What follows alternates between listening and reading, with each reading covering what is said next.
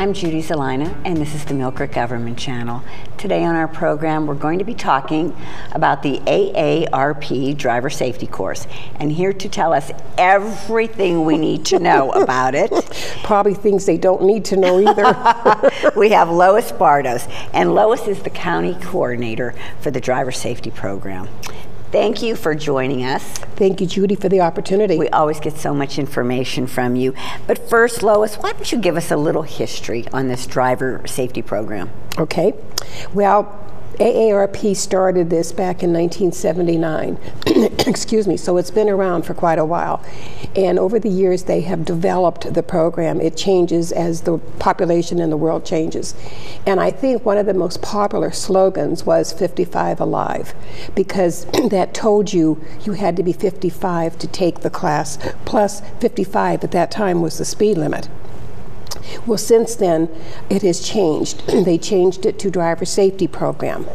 And then they changed it this year to Driver Safety, eliminated the program, and they got a new logo, which I'm just going to hold up briefly to show that there are arrows pointing. And the arrows mean we are moving forward in learning about driving and so forth. So they've seen a lot of changes since it was implemented. Oh, yeah.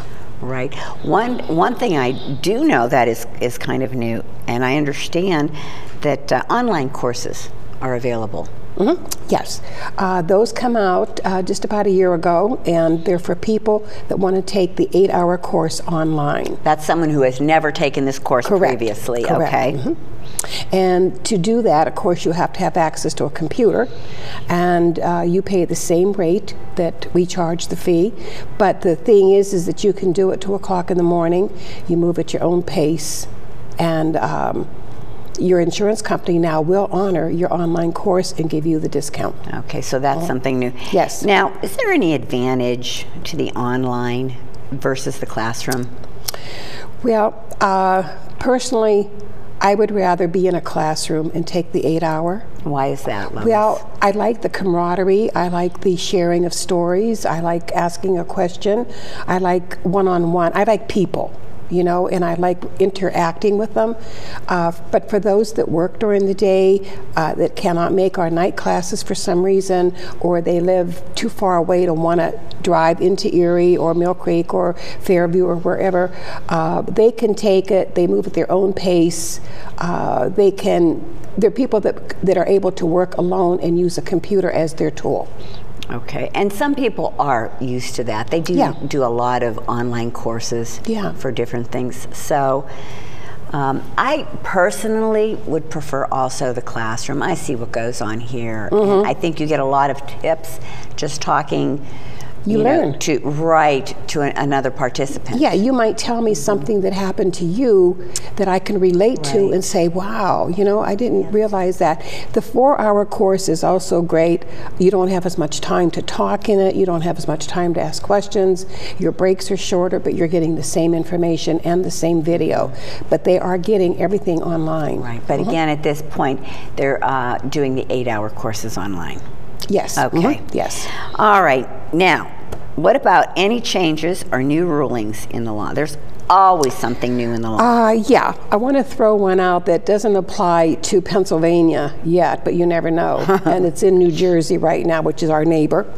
And it's called the Drowsy Driving Law. Now, you try to say that. I can't say it one slow.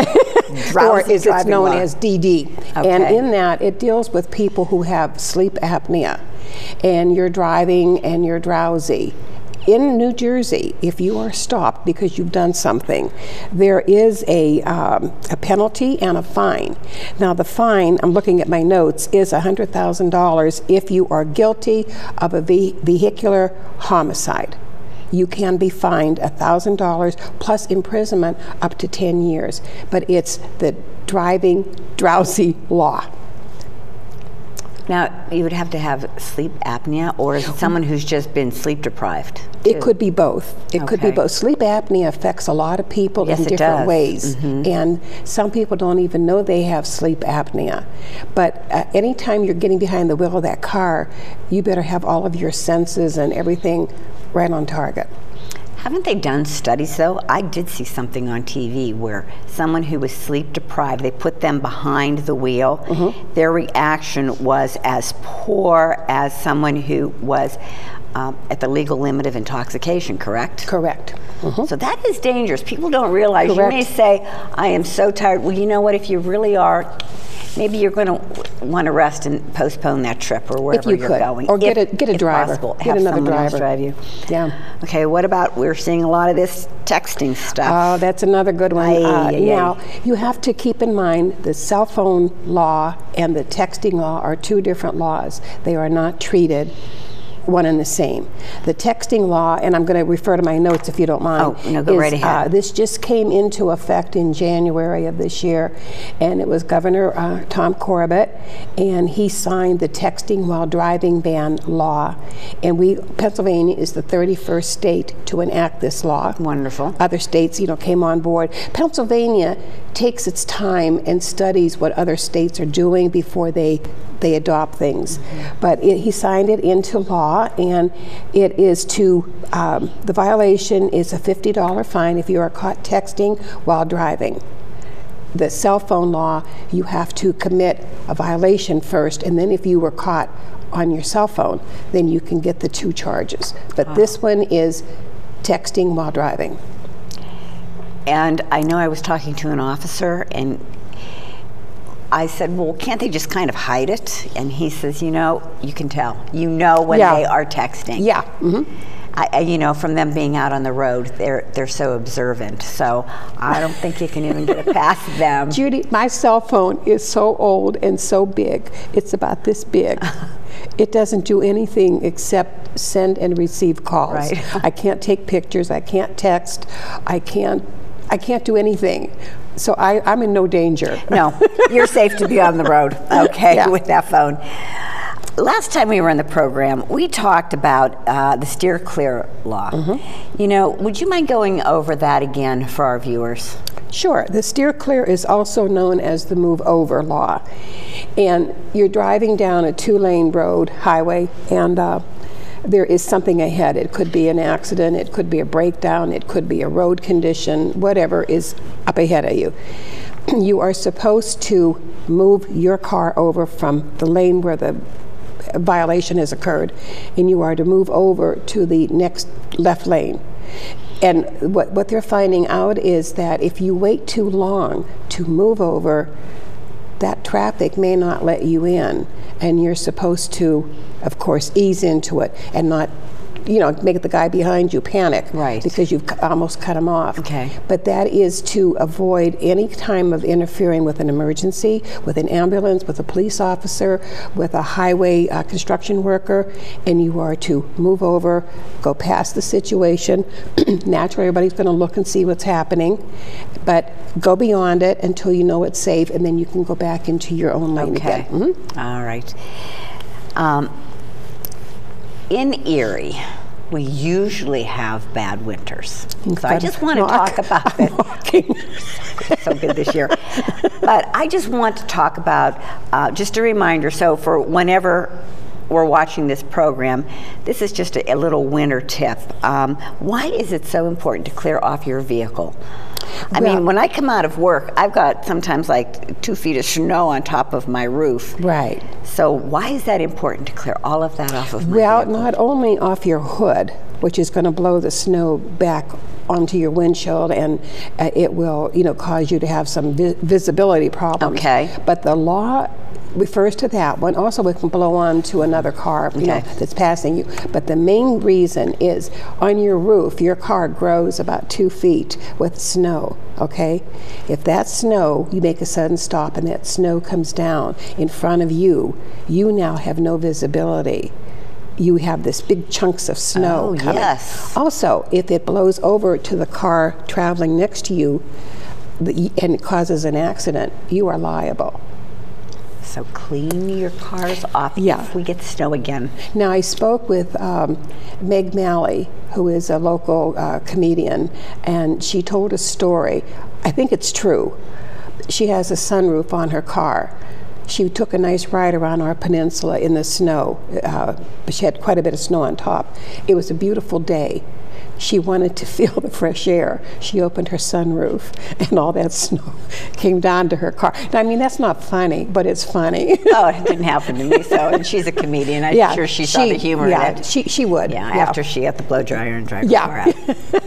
There's also laws regarding our wipers and headlights, correct? Yes. If you are outside and it's raining and you have to put your wipers on, your lights should be on. This is for cars that don't have automatic lights, turning on when you start the car. So you have to keep them on. And you have to obey this rule predominantly from sunset to sunrise, that those lights have to be on for sure. What about my vehicle has, when I turn my car on, it's got those driving lights? Yeah. Is that okay? Or do I have to turn my headlights? Go one more click. I do have to turn my headlights on? Yeah. And speaking of headlights and wipers and so forth, people don't realize that even in the summertime, you're collecting dust. And you need to have those lights as bright as possible, sharp and clean. And you have to have your backup lights also, your rear lights. So I'm asking people if they would just take a cloth and go over the headlights front and back lights. Also make sure, and this is a new tip for this year, Judy, is the wiper blades. Take a cloth, dip it in your windshield washer. Very gently wipe the edges of your windshield wiper. You are protecting that from drying out. You are avoiding streaks on your window, and it only takes 2 seconds to do it. If it's still streaking, that's your signal to replace your windshield wipers. She always has some great tips for us. That's not in the book. Yeah, and that's the lowest tip. Yeah. I want to talk a little bit about some of these things that you and I were talking about earlier. Registration cards. There's a big debate or controversy going on. Do you keep it in your glove box? Do you keep it in your wallet? Do you keep it in your purse? And do you have to have it with you at all times? The answer is it must be present at the time that car is in use. You must have it. A lot of people think keeping it in the glove box is, it's always in there, so you don't have to think about it. But if you're asked to produce it and you don't have it, the laws give you a little bit of a leeway, and you do have, I think, 5 or 6 days to produce it to, like, say, the Millcreek police station or whatever. Okay. They do give you a little bit of leeway. Your driver's license, you better have it. All right. Yeah. Okay. Why wouldn't someone keep their registration in their vehicle? I don't. I prefer it in my purse only because if a vehicle is stolen and you're stopped, I can produce it. Got it. And say, here you go. Mm-hmm. What about any new things to help drivers who may have a little bit of mobility difficulty? We're getting smarter and smarter as time goes on, because these problems didn't exist years ago. But I was able to get a hold of a couple of things to maybe share with the audience.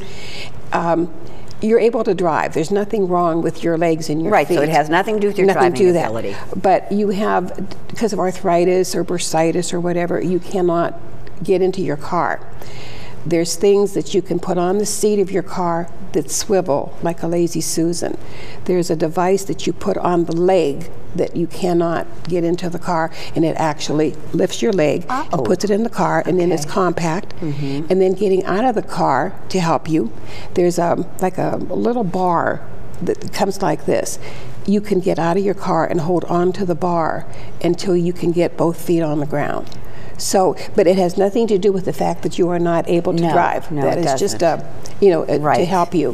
The new thing on a safety belt now is it's hard to reach behind you. Sometimes, with stiff neck or arthritis, there's a device that you hook on and it pulls it for you, and then you can click onto your seat belt. Well, that's pretty. That's for as you get older, you kind of creak.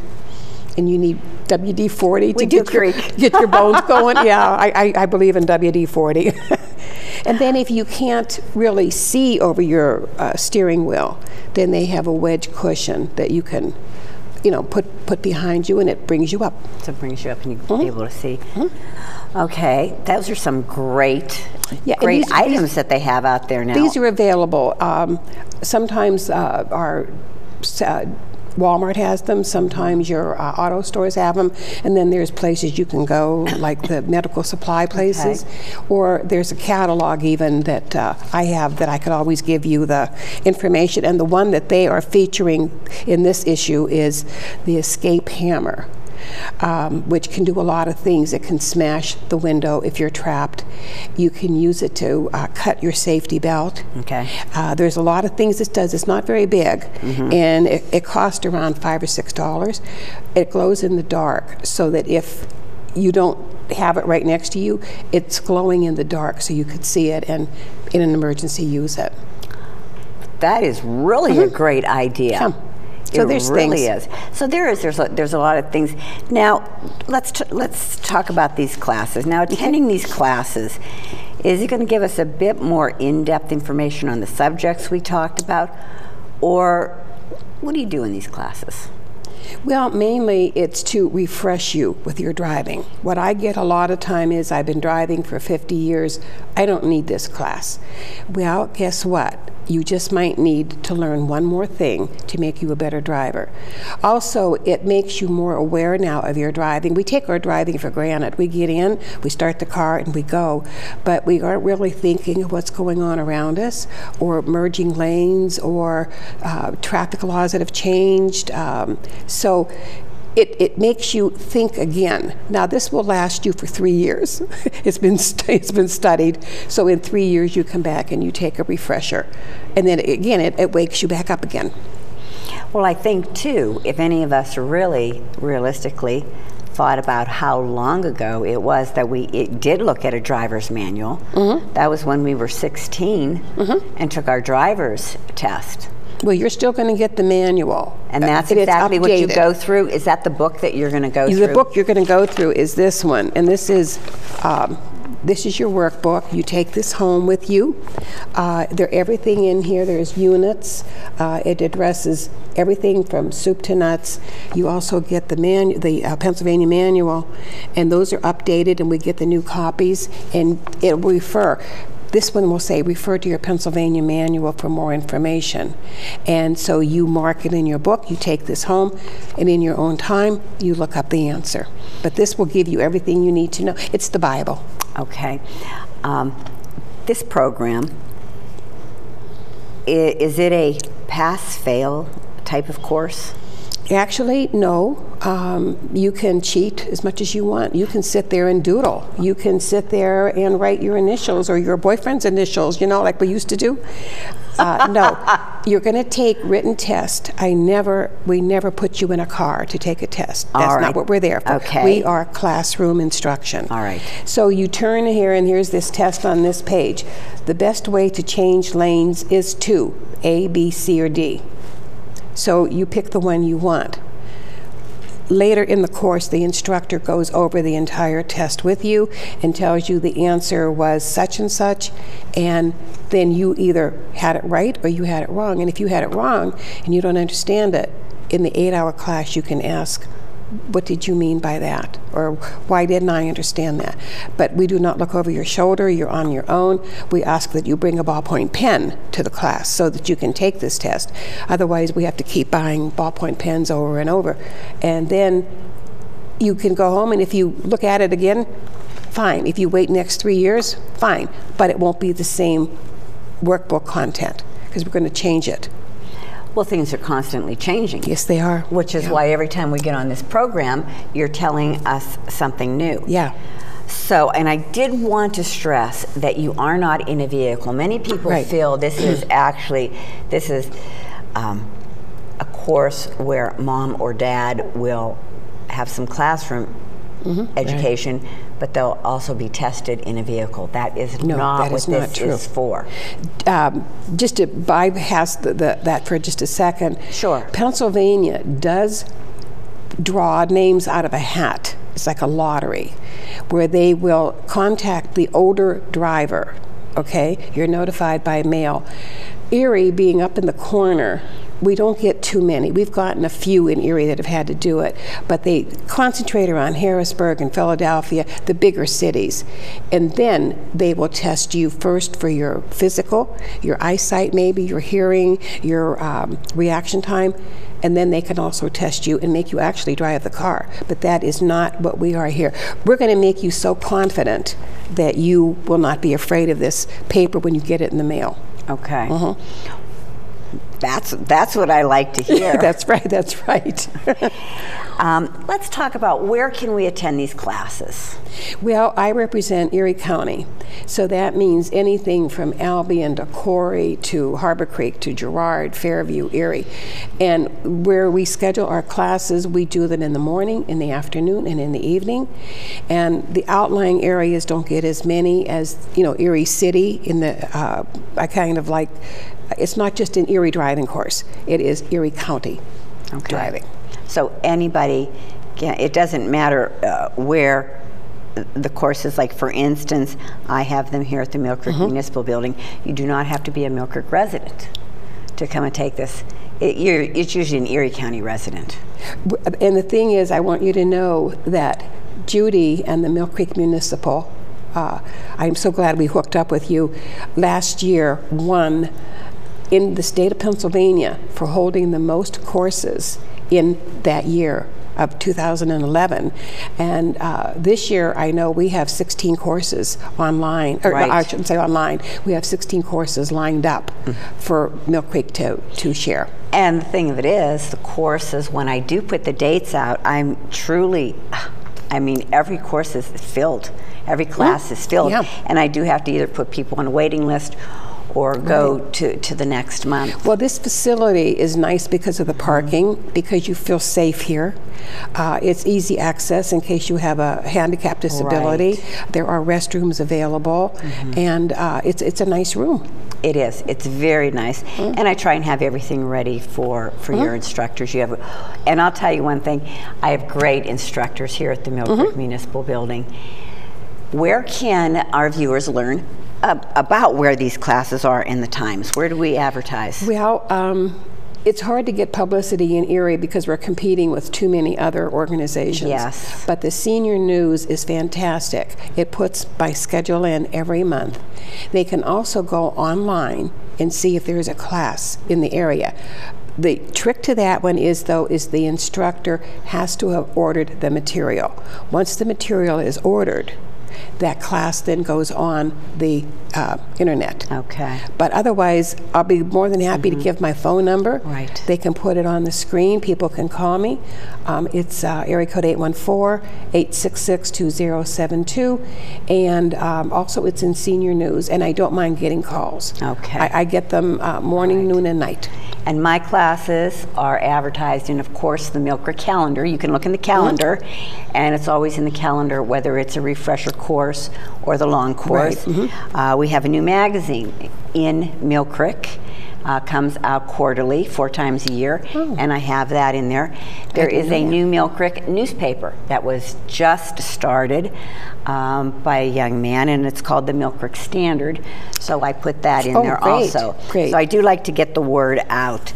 So Lois, our time is coming to an end. That figures. We have yapped a half hour already. You always leave us with a quick tip. Do you have anything for us today? Well, today I would say that there is, for those that are computer literate, I am illiterate. I'm taking lessons at my age. Can you believe that? Anyway, they can go on different sites, websites, and they can go on Twitter, they can go on YouTube, they can go on a blog, and if they want to know what it is, just call me. I'll be glad to give all that information out. Wonderful, Lois. Thank you so much for joining us. Getting this information out to our viewers, letting them know all about the AARP driver safety. Great. So again, thank you. Any questions? Or if you want to sign up for a class or see if there's one in your area, feel free to give Lois a call. And if she's not there, you will be able to listen to a very entertaining message on her answering machine. Viewers, thank you for tuning into the Millcreek Government Channel. Until next time, have a wonderful day.